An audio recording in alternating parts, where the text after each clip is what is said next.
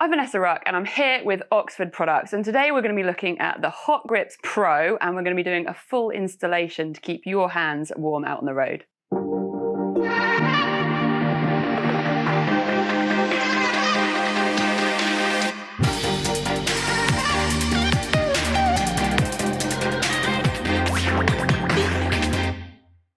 So Oxford products have been making heated grips back since 1983. So there's a whole load of research, development and experience that goes into this product. This is the latest product offering, and of course it is suitable for a whole different range of motorcycles. Today I have the Suzuki with me and we're going to be taking these grips off and getting the HotGrips on, and I'm going to be talking through some of the key things you want to think about in that installation process. Great thing about these products is that you don't need very many tools to get them installed. So this is everything you're going to need. We've got a Stanley knife to cut off the existing grips, screwdriver to do the battery terminals. You're potentially going to need a file, sandpaper and some brake cleaner to clean up the grips before you add the new HotGrips. When it comes to the actual wiring, it can be quite tricky getting the cables through. So a pull-out poker or some firm cable can actually be quite helpful, with some tape to help feed that through, some cable ties to secure them, and that is all you're going to need to get it installed. So every single brand and model of motorcycle is going to have a slightly different process for installing grips, but the gist of it is going to be very similar. And the first part is, of course, taking the grips off. Now, it can be a little bit daunting taking grips off your motorcycle because generally using a Stanley knife is the easiest way. If you want to take a little bit more time and care on some bikes, you are going to be able to take them off without doing that. But you've got to bear in mind that once you've got your heated grips on there, you're going to have warm hands for your own riding. And should you come to sell your pride and joy and hopefully replace it with another bike, it's an added bonus in that selling process because you've got heated grips on it. So it's a good one for selling points. First of all then, I need to get a Stanley knife and get these grips off. Depending on your handlebars, this process is going to be a little bit different. I have bar ends on this bike. You might have wraparounds, but you basically need to get to a point where you can expose the grip and have the end of the bar free, which is going to enable you to slide on the new heated one. So I've got a little Allen key and I'm going to take off the bar ends. Got myself a sharp knife, and a sharp knife is going to make this a lot easier. Don't cut yourself. Going to use the blade, poke it straight in through the rubber and then slice backwards. What you don't want to be doing is going too deep straight away and risking scratching the bike. So I'm going to do it in 2 strokes and then going back through and doing a deeper cut. You can see that's pulling back very easily. That exposes the bar and the grip will just pull away. Now, the glue and resin that's left, don't worry about it. You don't know what you'll find until you pull it out, but you're going to want to give that a bit of a clean before you get your new grips on. There's a range of different adhesive removers that you're going to be able to use. I've got the Mint brake cleaner. I'm just going to give that a clean up and get all that glue and resin off. We're going to be doing the same on the other side of the handlebar. Getting the knife in again and again. I'm doing this progressively so that I don't scratch the bike or the throttle body. In order to get the heated grips on, I need this to be a smooth surface to go on and the correct size. So because of these ridges, I need to get those off. Now, you could easily take the grip off the bike. If you felt comfortable opening up the electronics, you can take the throttle body off and do it on the workbench. I feel quite comfortable doing it on the bike, so I'm just going to put a little cloth to protect the bike. There's a few tools that you might want to use for this. One option is a Stanley knife and very gently cutting it away. You might find that a file is easier to file those ridges down. And you might also want to try some sandpaper that you're going to need a smooth surface. So get that ready and then we can move on. Right, the handlebars are ready to go. I've got the 2 grips straight out of the box and we can see we've got the electric tails on these. One is 700 and one is 650 in length. Now, the diameter of the holes is a key thing you're going to look at. One is slightly wider to go on the throttle body, and you've also got the electric control. Now, as a motorcycle rider, your throttle hand is doing quite a lot, so the controls go on your left hand, which gives you a little bit more capacity and safety turning them on and off. So next up is trial fitting them to getting onto the handlebars, because what we don't want to do is put glue on and then find they're not quite going on properly. So we're sliding them on as a test run first. Now, it can take a little bit of strength, wiggling, pushing to get them on, but you're obviously wanting quite a snug fit. And once we add the glue, they're going to be very snug and not moving. If it's difficult, you can use air, you can use a little bit of lubricant, but you've got to bear in mind that when you get to the step of gluing them, you're going to want a clean surface for that adhesive. Now you'll be able to know when you've got them on enough by the end of the grip to see where the bar end is. And what you want to be thinking about is the angle of the wire as well, because you want that wire to be coming down towards the bottom and the front, thinking about where you're then going to route that wire to get it to the battery electrics. Now, something that you're going to want to think about at this point is whether the grips are actually the right size for your bike, because these grips are cut downable based on your handlebar width. I'm going to use the groove that's been designed into the grip, which is quite handy because it enables you to have a straight line to cut round. Cut a little ring off, and then this will sit more happily. The grips come with their own super glue to put it on. It is quite a big packet of glue, so bear in mind you're not going to need all of it.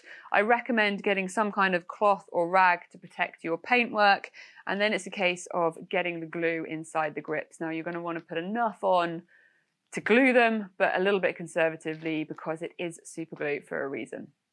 At this point, you need to make sure that you're ready, because once that glue goes in there, you have seconds. So we're going to squirt it in, get it all the way around,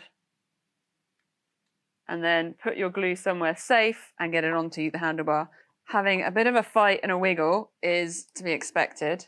A top tip if you are struggling for grip and your skin is to use a cloth, because you get a lot more power and grip, and it stops it hurting your skin as much. I'm going to make sure that goes all the way on, and as you're doing it, remember the position of the switch, horizontal, and the wire coming out the bottom, so it's in the right place, and that is flush with the end of the bar.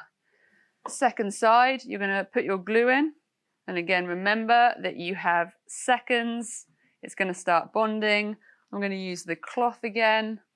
Obviously, I'm rotating it one way because the throttle body moves, so it gives me something to push against. Cable's at the bottom, and that's on, ready for the bar end. While the glue is setting, it's time to get the electrics sorted so that there's actually going to be some heat in those grips. Now, the kit comes with a 1.20 m cable. It then has a fuse ring lead that's going to go onto your battery. Now, on some bikes, it might be that you prefer to put this into the back of your headlight, but today we're going to demonstrate putting it straight through to the battery on the motorcycle. Every single bike is going to have a different approach to how you do the wiring. Now, a key that you're going to want to think about is tidiness. For me, I don't like wires hanging around. It's things that you can get caught, it can be messy, and anywhere where there's a wire hanging out is also got the risk of being caught, which isn't going to be a good one for the safety. So you're going to work with your motorcycle to work out the best path to go from the grips through into the front stem and round into your battery terminal. Now, I am going to have a look at this bike. First thing, where is the battery? I know the battery's under the seat, so we're going to take the seat off, and then we're going to start looking at the panels to work out the best place for the wiring. Cues that might help you is looking at where the current wiring is going and seeing if you can run your cable alongside that. You're probably going to want some cable ties as well so that you can make sure everything's secure. So first up, let's get the battery exposed and we can start to see what we're dealing with. We've now got access to the battery. So the next step is come around to the other side and look at where the existing cabling is to try and find the best route down. So we've got the wires coming off the handlebars, coming down the front forks and into the front. Now, bearing in mind, this is going to be different on every motorcycle, so you're going to have a little bit of an investigation, get to know your bike. I'm going to pull the panel off here, which I know is a couple of poppers. And basically, those cables come across, come round up underneath and up to the battery. So we're following the existing cables down. We can immediately see there is a cable tidy. That is worth optimizing. Making sure that you're routing things the right side of cables so you're not getting chafage. You're going to start to think as well about hot areas on the bike. You don't want any of these cables to be exposed to heat. And I'm going to push these down through the same cable tidy. Just one less cable tie that I will need to add onto the motorcycle. Now on the wire here, we can see that there is a cable tidy that came with the bike. So I'm going to open that up and the cable can go within it. One less cable tie again. So that's already looking tidier. Then we have the second grip. Again, following the other cables through to make sure that you're not going to get chafe. And I'm going to go through the same route down through the cable tidy. Having small hands is a little bit of an advantage at some of this stuff. And that's going to pull through. Now, as you are pulling through these cables, particularly on the throttle side, you're going to want to pay attention to how much slack you have on the cables, because this is going to need to have enough slack once cable tied to still be able to twist and rotate without putting tension on those cables. There is another cable tidy that came with the bike, so I'm going to utilize that and add our new cable in. At this point, we can see our cables coming through. Now we've got 3 cables here. That is because the grips go into each other so that you have one cable going down to your battery, but off 2 grips, which is why the grips have one control button, which operates both of them. So that has a water sealing plug. So I've twisted that up. And then we have the plug to go to the cable that's going to go all the way to the battery. I'm not going to plug that in yet. I'm going to get my battery wire routed, and then that will be my final hookup. I've worked out the best route that I'm going to take for my wiring. Obviously, an important point, make sure you're going to the right end. They're going to go to the battery, they're going to go to the grips. And this is going to vary depending on your bike. So something that you might find handy is some kind of poker. You could use a bit of wire, you could use a coat hanger, and this is going to enable you to attach the cable with a bit of electrical tape or something and poke it through some smaller places than your hands are going to get. So I'm just going to attach this on here. There we go. And gently feed that through. Ba-dam! We're getting close. There is one more cable tidy down in here that I'm going to get the wires through. I twist the forks for a little bit of space. There we go. So you can see there's a big cable tidy here. And I'm going to loop that in there. And the same for those. So we can finish up the tidying of these cables at the end, but we're just going to get it all in situ for now, and then you can come back and cable tie these in and make sure that's all neat and tidy. Nothing's going to move around. We're going to go back to the battery end for now though, and get our panels back on the side of the bike because we are done playing around in there.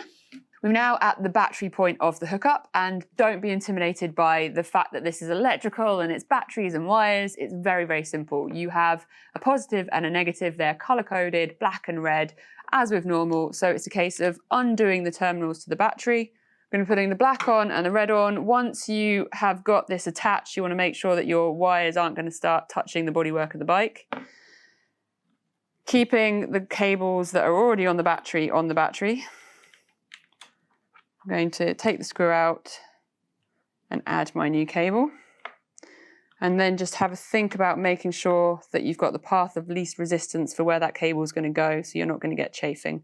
So I'm tightening it back up, coming out the same direction as the existing wire. Tighten that back up. Then we're going to move over to the positive side, undoing.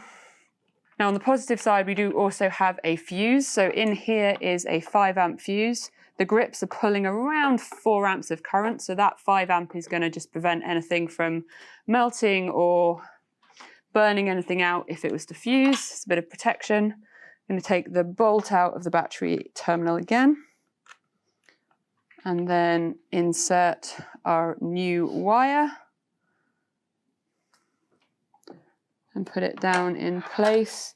If at this point your terminals aren't looking Very clean. You can always give them a little bit of a tidy up as part of your maintenance because you want a nice clean contact surface with those terminal points. And then again, thinking about the angle that that cable is coming out on to make sure you're not going to get chafage. Okay, so they are on. The last part is going to be thinking about this cable. So you've got option to use cable ties, tucking it in, making it secure. What I'm probably going to do is just tuck it underneath the rubber that the actual battery comes with. The easiest way to do that is to unplug and poke it underneath. And that's going to have it secure from movement. And then re-plug it in.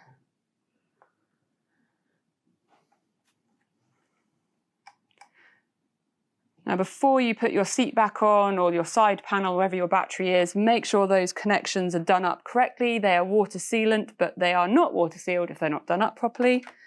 Everything's secure and safe. You could, at this point, test your grips to make sure that everything is right. And if you're happy, get your bike back together and you're going to have warm hands. Moment of truth. Has my wiring succeeded? We've got the button. Going to click and hold it for 3 seconds.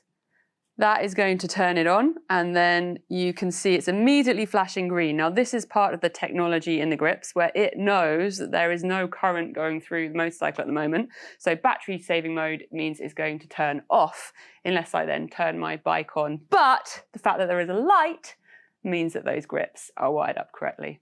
So there we have a full installation of the Oxford HotGrips onto a motorcycle. Hopefully this video has been helpful. Let us know any questions that you might have in the comments. Now, there's a whole load of information about these products on oxfordhotgrips.com, and you can of course buy them for your bike off any of the Oxford Products dealer network. Oxford, making life on bikes better.